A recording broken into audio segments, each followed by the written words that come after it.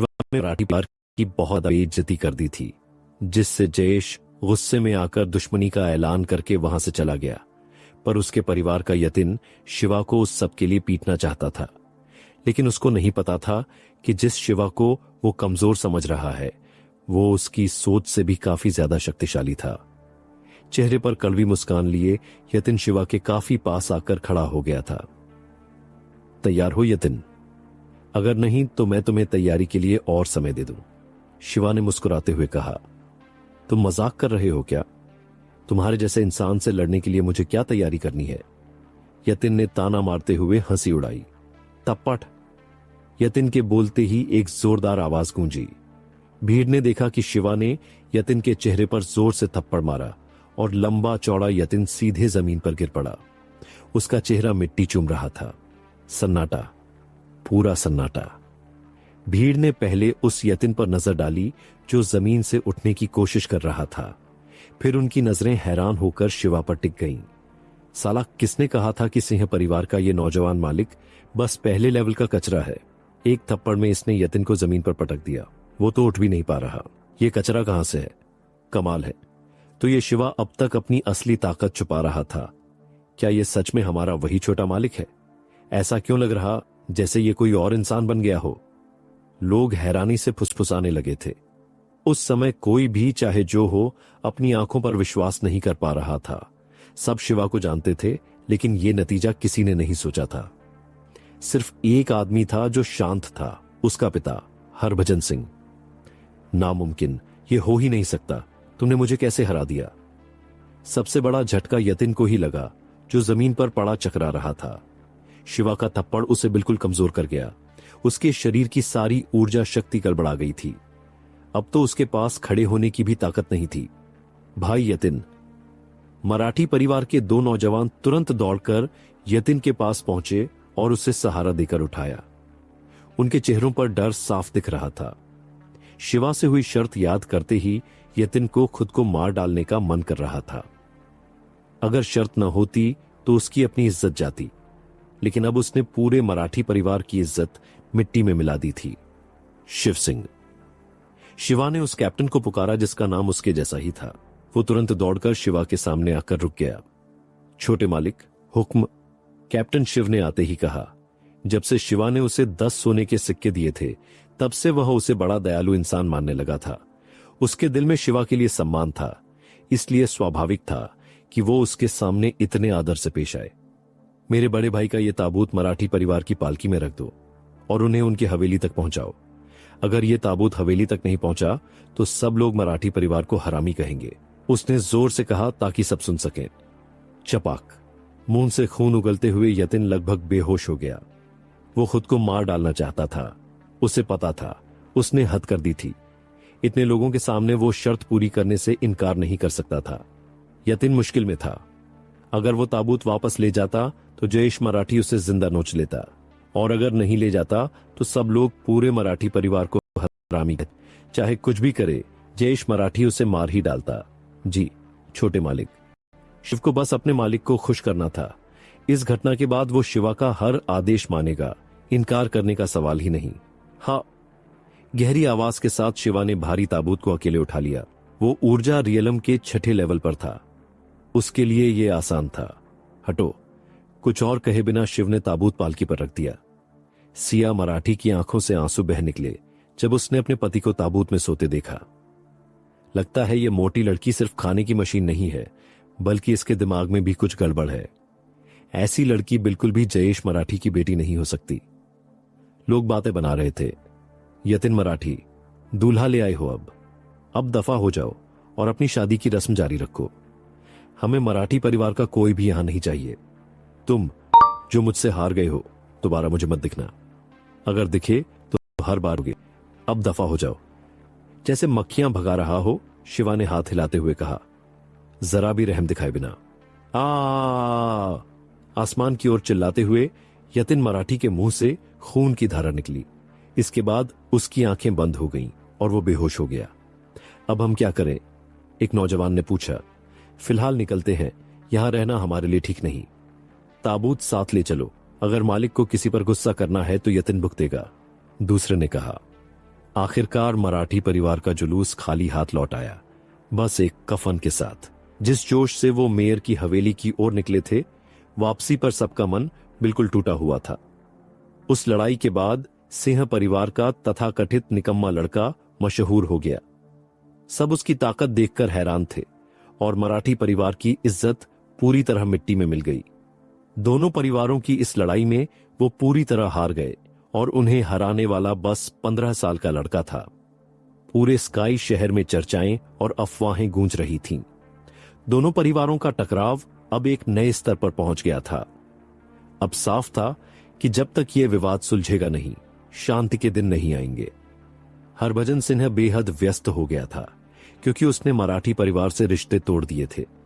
सिंह परिवार के पास कई संपत्तियां थीं, हवेलियां, औषधि की दुकानें, व्यापारिक केंद्र। इनमें से ज्यादातर का प्रबंधन राहुल करता था, लेकिन अब वो मर चुका था, तो अब सब संभालना हरभजन को था। जहां तक शिवा की बात थी, वो इस घटना के बाद अपनी हवेली में ही रहने लगा। शिवा दूर तक सोचता था और उसके हिसाब से दुश्मन को पूरी तरह हराने का सबसे आसान तरीका ताकत थी। ये ऐसी दुनिया थी जहां जिसके पास ताकत होती है वही सम्मान पाता है और सबसे ताकतवर ही हुकूमत करता है। हर बड़े योद्धा के लिए साधना की कला और युद्ध की कला दोनों जरूरी थीं। शिवा ड्रैगन ट्रांसफॉर्मेशन कला साध रहा था, जो उसे दूसरों से कहीं ज्यादा ताकत दे रही थी। लेकिन यह साधना तो बस नींव थी। सच में महान बनने के लिए अच्छी युद्ध कला चाहिए थी। संत यूनिवर्स में युद्ध कलाएं भी 4 स्तरों में बांटी जाती थीं।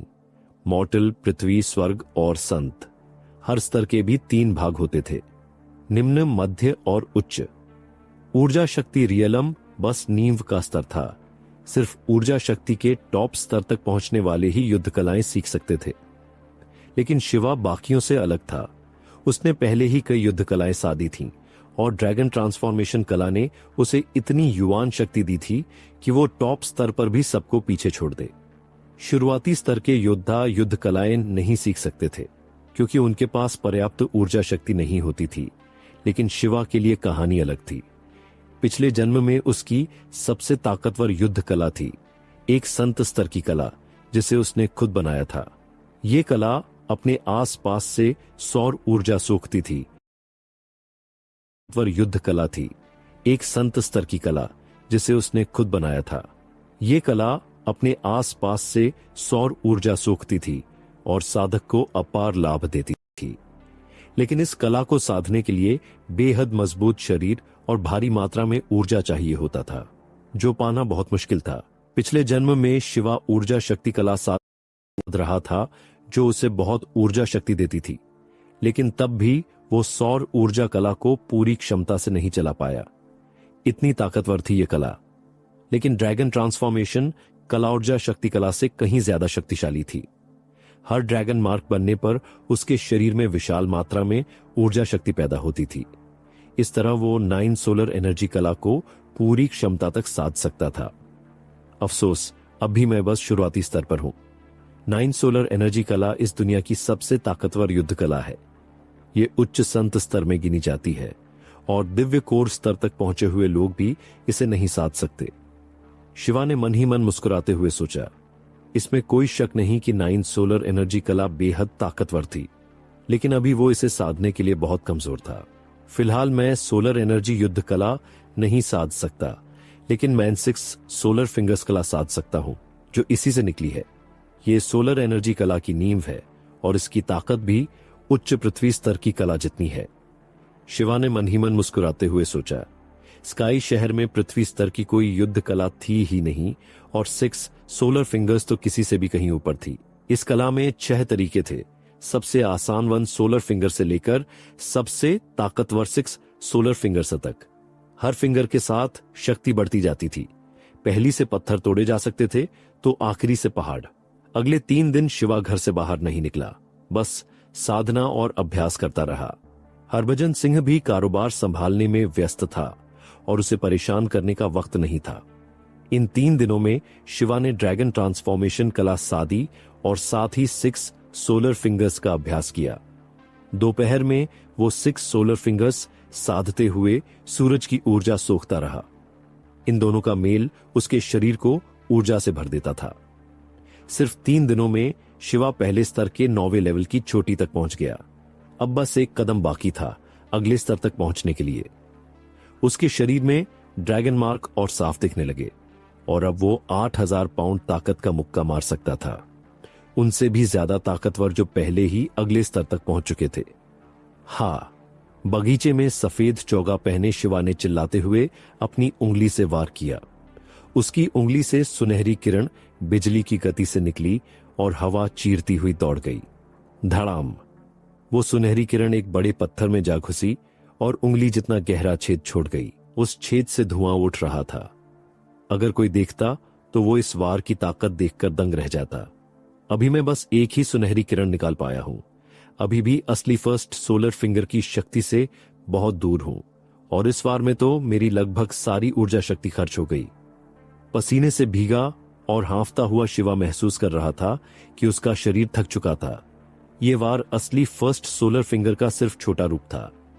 दिखने में ताकतवर जरूर था, लेकिन असली ताकत से तुलना करना तो दूर की बात थी। उसे अभी और बहुत अभ्यास चाहिए था। फिर भी इसकी ताकत कमाल की थी।